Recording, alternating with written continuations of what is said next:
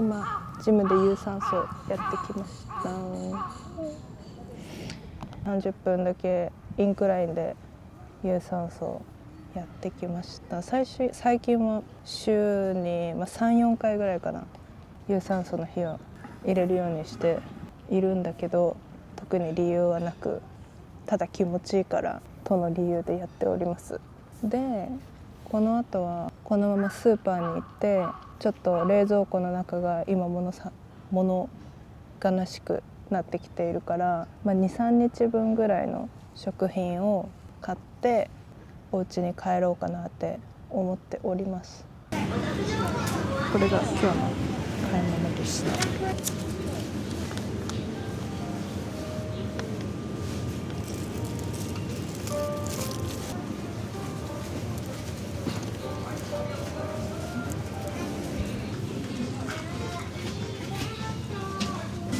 いつも天才糖を使ってるんだけど、ないね。やめよう。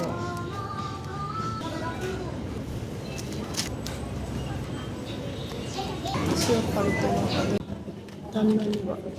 追い越す。旦那は追い越す派。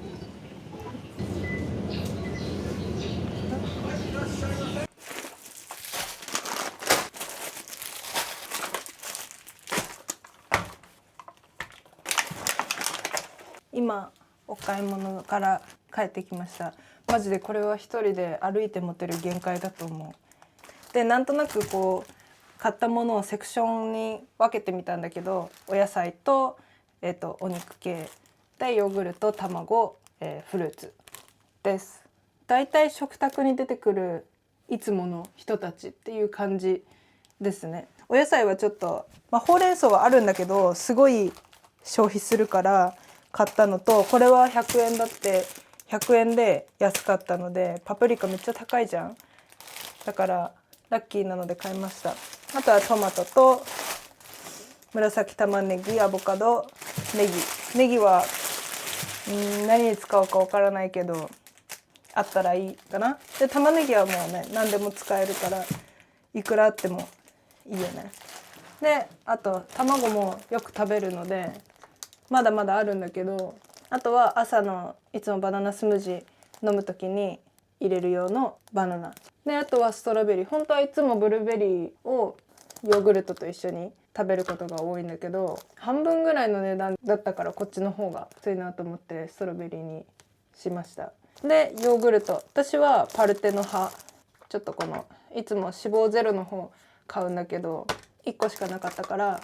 ただ砂糖使ってない方のやつを買いました。夜ご飯の後に食べます。でこっちは追い越す。旦那さんが追い越す派なので、旦那さんには追い越す、私はパルテノっていう感じ。お肉は牛豚でビタミン B 群が取れるし、牛で鉄分が取れます。なのでひき肉ってなったらだいたい牛豚買おうかな。でこれはだいたい 300g 入っているからちょっと少ないかな。だいたい350ぐらいを2人で食べる感じなんだけど、まあいいかな。これでだいたい2食分ぐらい2人でね。モンスターマッシュっていうね、すっごい簡単にできる美味しい、なんて言うんだろう、スープご飯みたいなのがあって、ひき肉を普通に炒めて塩コショウして、私はガーリックパウダーとオニオンパウダーで味付けしてから玉ねぎ入れてほうれん草入れて炒める。で丼にコンソメお湯で溶かしてご飯入れて、その炒めたお肉ボンって入れるだけでマジで美味しくてヘルシーなご飯ができるので、めんどくさい日とかはちょっとやってみてほしい。もちろん鶏胸、これね安いね、 100g77 円。ラッキー。鶏胸は最近タコスを家でやることがすごい多いんだけど、ファヒータっていう料理があって、トルティーヤとそのファヒータとワカモレとかサルサを作って一緒に食べることが多い。でおやつとかも私がそんなにスナック類を食べないからあんまり家に置いておくこともないんだけど、でジュース類も飲まないの。別に特に理由はないんだけど、たまにすっごいリンゴジュース飲みたくなったりとか、ブドウジュース飲みたくなったりとかする時は買うんだけど、基本的には買わない。私は若干メンテナンス中なので、そんなにいっぱいバクバク食べるっていう時期ではないかなっていうのもある。あともう一個理由があって、じゃん、作ります。これは昨日作ったシナモンロール。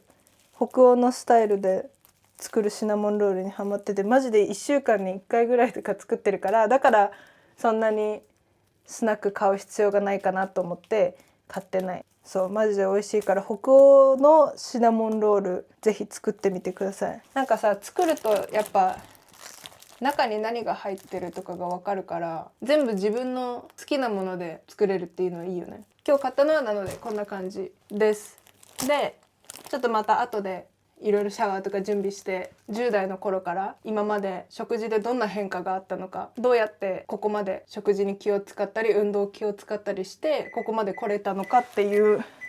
火がついてましたのをちょっとお話ししたいなと思います。ちょっと携帯に書いたものをチロチロ見ながら読みますね。筋肉をつけることに関しては、私がこれまでつけた筋肉、現在の体型の多くは筋肉をつけることに集中していた期間とか、これまで行ってきたバルク期間によるものだと考えています。こうしたバルク期間はジムで頑張るためのエネルギーを作って、筋肉をつけるためのタンパク質と栄養も摂取できるように、基本的にメンテナンスカロリーよりも多く摂取します。こうやってちゃんと管理できるようになったのも数年間の出来事で、それまでの食生活とか運動習慣に関してはすごくバラバラでした。中学の時バスケしてたのもあって、中学時代はただただたくさん動いてたくさん食べていました。で高校の時もその流れで運動していなかったんだけど、同じ食生活をしていたかなと思います。で大学に入ってファッション系の大学っていうこともあって、見た目が気になるようになり始めて、で学校の課題もすごく多かったし、バイトも忙しくてしっかり食べるタイミングがなかったせいで 7,8 キロぐらい痩せたと思います。それでいつも体調が悪くてよく風邪をひいていて、その時はこれが栄養が足りないせいだっていうことを気づいていなかったのね。でトレーニングを始めたのは大学に入学してから 2,3 年後くらいかなと思うんだけど、バルクとかカットとか食べ物に関してはまだまだ全然無知だったから、私の食事での健康はまだまだちょっと少し先のお話になります。で食べるのがとっても大切だっていうのを気づいたのは、旦那さんと付き合い始めてからかな。人にご飯を作るっていう目的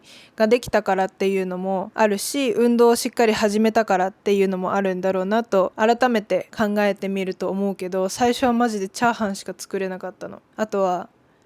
なんか辛ラーメンのアレンジレシピとかさ、そういうのがあるじゃん。そういうのを作ってた。でその後からアプリを使ってカロリーのトラッキングをしていくようになったのね。そうしていくと自分のマクロの栄養まで知ることができたし、何が足りないのかっていうのを考えるきっかけになった。で2年前に初めてのバルクをやってみたんだけど、やっぱりジムでのエネルギーにもなるし、重さもそのフェーズでしっかり上げることができてよかったけど、それと同時に体重計に乗った時に自分の体重がこれまでにないくらい上がっていくのはやっぱり辛かったね。体重が増えるのが良くないっていうのがやっぱり深く根付いてるじゃん。だからこそそれに苦労する女の人が多いんじゃないかなと思う。で体重が増えていくことだけじゃなくて、鏡で見る自分の体だったり動画とかに撮って見返した時の自分の体の形が変わっていくのも、それも結構見てて辛かった。だけどこれをやってそのプロセスを経ていくことで、自分の体と自分が食べているものに対してよりコントロールできるようになったなと思う。でもだからといってみんなにバルクをする必要があるって言いたいわけじゃなくて、私の経験をシェアして、それがどれくらい自分に影響を与えたのかっていうのを思って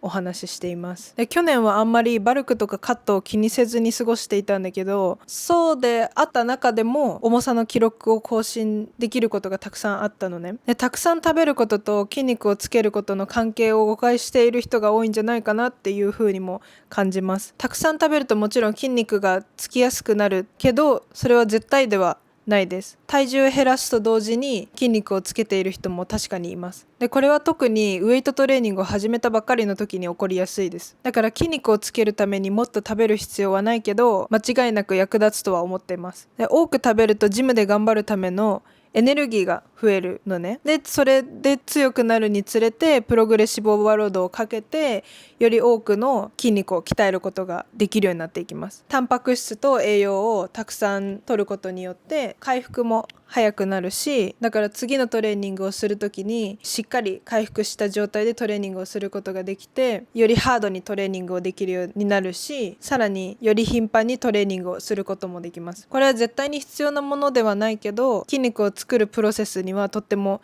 役立つと思ってます。で、私はなんかたまにご飯食べるやる気ない時もあるんだけど、みんな多分そうだと思うんだけど、でもそういう日でもなるべくタンパク質の摂取は怠らないようにしています。例えばもうスムージーを作るのもめんどくさかったら、もうプロテインシェイク、普通にプロテインを飲むし、ギリシャヨーグルトとかとフルーツでしっかり栄養を取りつつ、タンパク質もしっかり取るようにしています。最近はトラッキングすることも減ったんだけど、それは最初の段階でしっかりアプリを使ってトラッキングして、自分が何を食べているのか、何を食べたらいいのかを理解することができて、で今の体型の状態にも少しずつ満足できるようになってきたから、今はただ楽しんで食事とトレーニングをしようと思ってるの。だから今年は基本的にバルクとかカットはせずに、メンテナンスのカロリー、基本的なカロリーで生活して、今までよりたくさん動きたいなと思ってる。で、みんながもしバルクアップすればいいのか、カットすればいいのか、はたまたメンテナンスがいいのかって思ってどうしたらいいかわからない人もたくさんいると思うんだけど、その答えは本当に最終的にあなた次第だと思うのね。で、なんでかっていうと、体にとっても精神的にとってもベストな方法っていうのはあなたが一番よく知ってると思うから。だからバルクアップするのが本当に怖いって感じるのであれば、全然バルクアップをする必要はないと思う。確かにバルクアップをすることで筋肉が早くつくことは確かなんだけど、トレーニングをしていく過程でそれが自分に合わないって感じたりとか、心から楽しめないっていうのであれば、全くする必要はないと思う。フィットネスは私たちの人生をよりいいものにするためであって、フィットネスが自分の人生を奪ってしまわないようにしてほしい。私がバルクアップしたりとかハードにトレーニングをしてきたことと、トレーニングとか食事の関係性が今の私を作ったのは間違いないけど、それが必ずしもあなたにとっていいことではないっていうのだけは分かってほしい。実際去年の年末にはトレーニングからも綺麗な食事からも少し離れちゃってた時期があったんだけど、それでも筋肉量はほぼ減らずに脂肪量だけでほぼ痩せてたのね。だけどこれは私が数年かけて培ってきた筋肉の土台があったからこそだったと思うのね。みんな個人個人違う人生があって、違うライフスタイルがあって、何が正解か私が断言することはできないから、みんなも自分にとってできる限りの範囲で自分だけの楽しいフィットネスライフを過ごしてほしいなと思ってます。見た目を良くするのと同じぐらいさ、気分も良くなりたいよね、トレーニングして。で、長期的に見てそれが習慣になることが一番だと思うから、管理できる範囲でやるべきことをやってみてほしいなと思います。で、その中でも自分にとって一番だなっていうやり方を探して見つけてみてください。できるだけ早く筋肉をつけたくてバルクアップに抵抗がないのであればやってみるのもいいし、もしそれがあんまりしたくないのであればカロリーを抑えてなるべく綺麗で健康的な食事をしてタンパク質を摂るっていうのもいい方法だと思います。これからも私の食事の状況などをみんなにシェアできたらいいなって思っているので、引き続きこのチャンネルを登録して次の動画まで楽しみに待っててください。じゃあね。